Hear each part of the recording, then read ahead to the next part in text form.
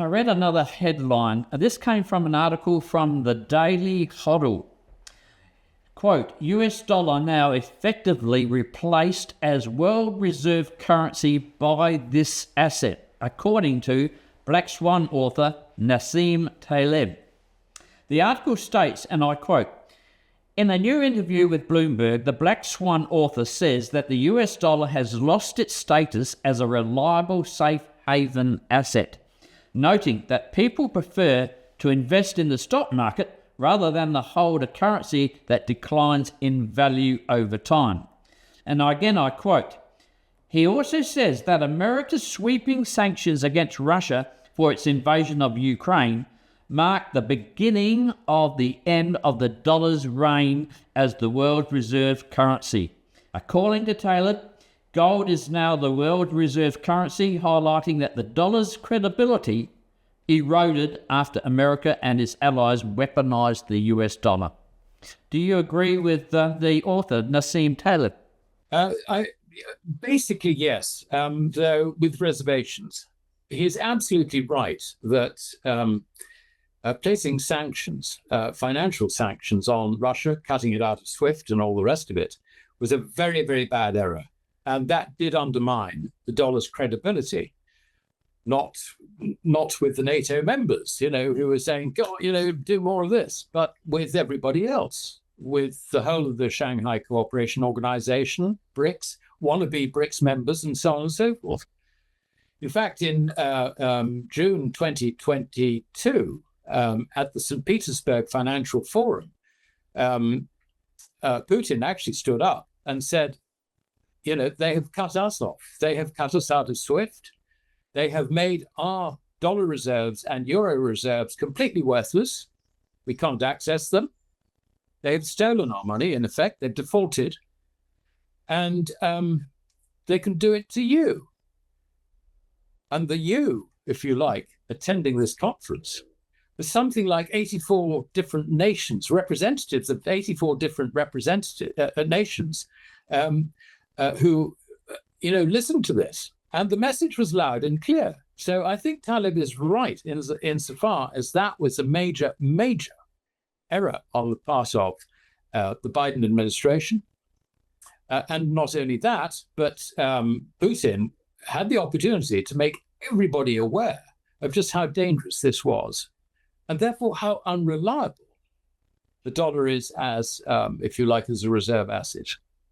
And he also said at the same time, if you've got your gold stored with these central banks, then you should consider repatriating it.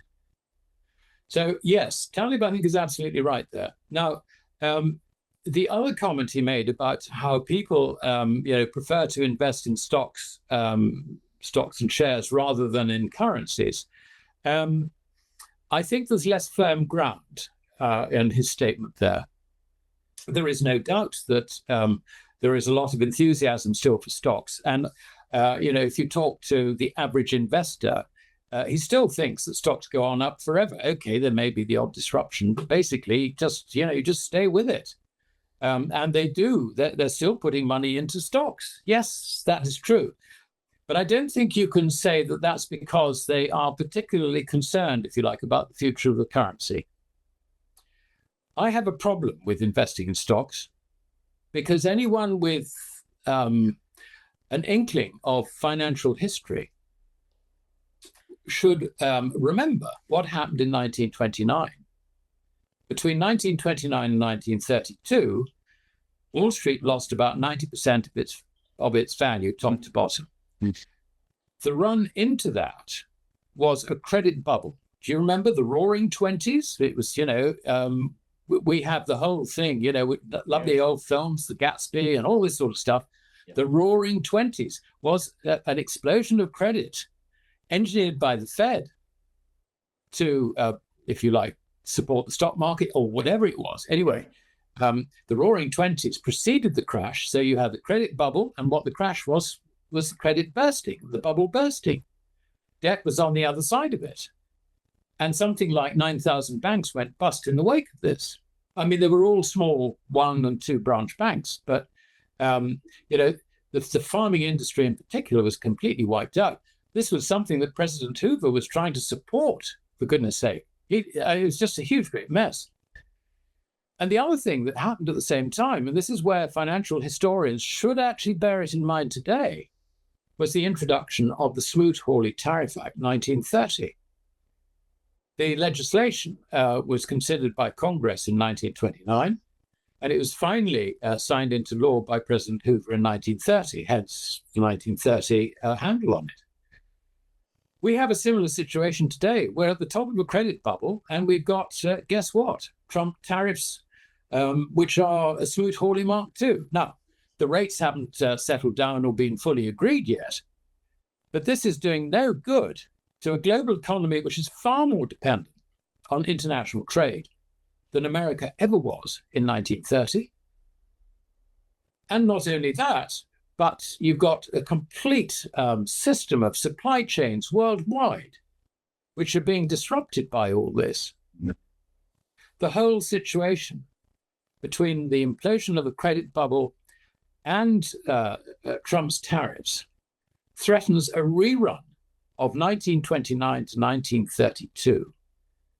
And I think anyone putting money into stocks in the general sense at these levels, I think is going to really regret it.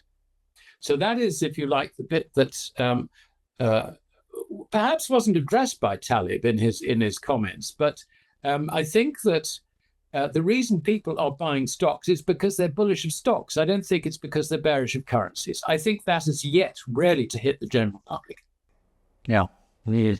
What I would say to that, Darryl, is 100% correct.